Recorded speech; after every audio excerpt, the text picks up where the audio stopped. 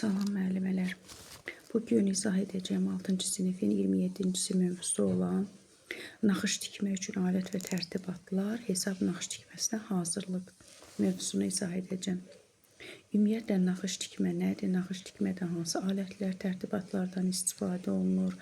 Hansı parçalardan istifadə olunur? Hansı iplərdən, saplardan istifadə olunur? Bunlar haqqında izahat verəcəm sizə. Ümumiyyətlə, ən qədim növlərindən biri olan naxış tikmə, bədii yaradıcılığın qədim növlərindən biridir. Amma xalq naxış tikmələrində hesab naxış tikişi geniş yayılmışdır. Hesab naxışını yerinə yetirmək üçün bizə əriş və arxac sapları olan eyni sayda olan kətan parça lazımdır. Yəni, belə parçaların saplarının qalınlığı eyni olduğu üçün naxış tikişlərinin də eyni ölçüdə bərabər ara məsafələrlə yerinə yetirilməsi mümkün olur. Naxış tikmə zamanı parçanı daima saymaq lazım gəlir. Bu da gözlərlə çox gərginlik yaradır. Kanva. Kanva nədir? Kanva üzərində, yəni tor quruluşlu parçada naxış tikmək daha asandır. Belə parça müxtəlif ölçülü gözləri, yəni damaları ola bilər. Parçanın 1 santimetrinə qədər çox tikiş düşərsə, bir o qədər də çətin və kiçik ölçülü iş alınır.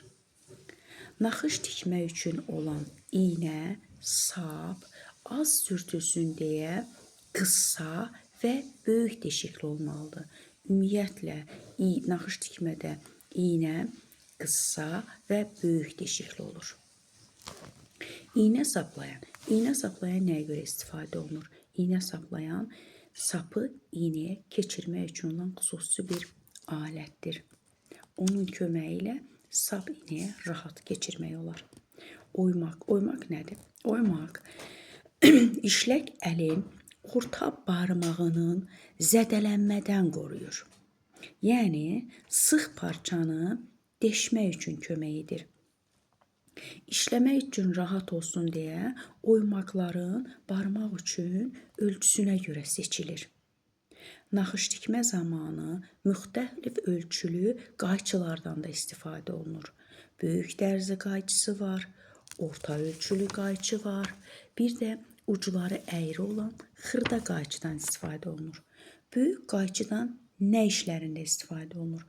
Məmulatın biçilməsi üçün istifadə olunur. Orta ölçülü qayçıdan isə məmulatın kənarlarının emalı, sapların kəsilməsi üçün istifadə olunur. Amma xırda qayçıdan, yəni ucları əyri olan qayçıdan iş saplarının kəsilməsi üçün xüsusilə naxış tikmə üsullarında yerinə yetirilir. İş masasının üzərinə hansı qayçıların olmasına nəzər yetirmək lazımdır. Çatışmayan alətləri əldə etmək lazımdır naxış tikmə zamanı. Bundan başqa naxış tikmə zamanı gərgahdan, yəni tərtibatdan istifadə olunur. Gərgah bir tərtibatdır. Gərgahla nə iş görürlər? Gərgah naxış tikmə zamanı parçanı həmən bərk-bərk etmək üçün, dartılmaq üçün olan xüsusi tərtibatdır. Gərgahlar dairəvi və kvadrat şəklində olur. Hansı materialdan hazırlanır? Taxtadan, plastik kütlədən və metaldan olur. Amma kiçik məmulatların naxış tikməsi üçün dairəvi kərgahlar daha rahatdır. Kərgah düz, eyni dartılmış tikişləri yerinə yetirilməsi üçün kömək edir. Həmçinin bundan başqa naxış tikmədə sancaqlar, metrə, xəttkeş, trafaret üçün qalın kağız, kardon, kalka kağızı, millimetr kağızı və s. karandaşlar bunlardan istifadə olunur. Müəllimələr, trafaret nə deməkdir? Köçürülməli olan şəklin yazı nümunəsi olan bir lövhə deməkdir. Hesab naxış tikməsi üçün bizə hansı saplardan istifadə olunur? Hesab naxış tikməsi üçün hamar quruluşlu, müxtəlif rəng və çaları olan yun, yarı yun, mulin saplardan istifadə olunur. Naxış tikmə saplarının qalınlığı nəyə uyğun seçilir? Naxış tikmə saplarının qalınlığı parçanın sıxlığına və tikişin ölçüsünə görə uyğun seçilməlidir. Gərgaha yerləşdirərkən parçanı yaxşı dartmaq lazımdır. Vintlə bərkidilən iki taxtanın, yəni halqa şəklində olan gərgahdan istifadə etmək daha məqsədə uyğundur. Naxış tikmək üçün olan sxem nədir? Naxış tikmək üçün sxem üzərində şərti işarələrin köməyi ilə rənglə təsvir edilmiş damalı kağız vərəqdir.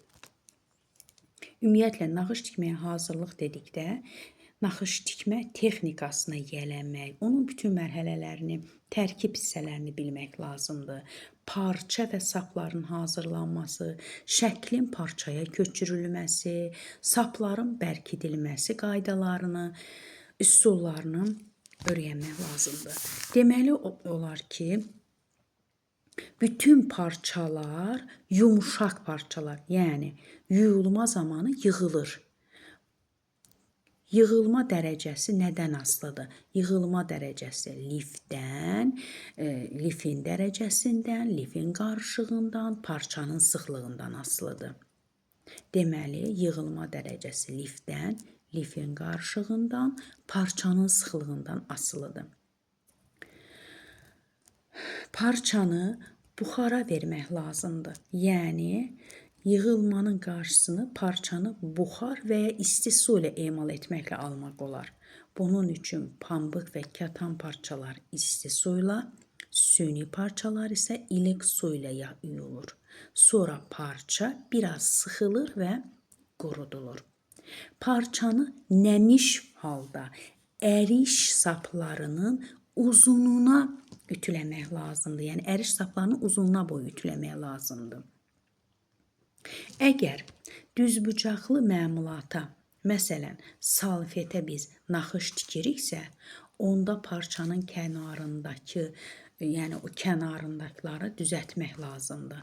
Bunun üçün orada olan əriş və arğac saplarının biri və ya bir neçəsini dartıb çıxardılır. Sonra isə onun izi ilə kəsim aparılır. Və sonra da parçanın üzərinə naxışın yeri nişanlanır və kəsilir. Əgər biz bir neçə detaldan ibarət olan məmulatı, yəni bəzəmək lazım gəlirsə, onda naxış tikməni məmulatı biçilməmişdən əvvəl detalların kənarında yerini yetirmək daha rahat olar. Parçanın üzərində olan ülgü boyu kontur və emal pay xəttini çəkir. Sonra da şəkli yerinə yetirmək olar. Bundan başqa, şəklin parçaya köçürülməsi prosesi necə olur? Məsələn, kitabdan şəkli necə köçürmək lazım olduğunu yadımıza salaq. Əgər bunu nə vaxtsa etmişiksə, biz dərhal bu sadə üsulu edə bilərik. Sürət çıxaran kağızın köməyi ilə. Amma şəkli birbaşa kitab və jurnaldan köçürmək əlverişlidirmi? Burada kalka və başqa şəffaf kağızın köməyi ilə bizə köməyi çata bilər. Bu məqsədlə də rəngli sürət çıxartma kağızı dəsti almaq, onu parça ilə işləmək, istifadə etmək olar. Bundan başqa, naxış tikmə zamanı təhlükəsizlik və sanitar qaydaları var. İynə və sancaqdan, yəni iynə və sancaqlar işdən əvvəl və sonra sayılmalıdır. Yəni iynə və sancaq insan həyatı üçün təhlükəli sayılır. Sancaqlar 3 dəfə deşməklə məmulata ilə salınır ki, ucları mümkün qədər parçanın qatları arasında qalsın. Məmulata batırılmış sancaqların ucları eyni tərəfə yönəlməlidir. İş zamanı qayçılar masa üzərində, tiyələri bağlı şəkildə və qutusunda olmalıdır. Sıx parça üzərində naxış tikmə işlək Yəni sıx parça üzərində naxış tikmə, işlək əlin orta barmağına oymaq taxmaq şərti ilə yerinə yetirilir. Naxış tikmə zamanı yer işıqlandırılmalıdır, amma işıq gözləri qamaşdırmamalıdır. Yaxşı olar ki, işıq sol tərəfdən düşsün. Gözləri, barmaqların yorulmasın deyə hər 30 dəqiqədən bir fasilə vermək lazımdır. Məmulatı çikləndirməmək üçün işdən əvvəl əllərimizi yumaq lazımdır.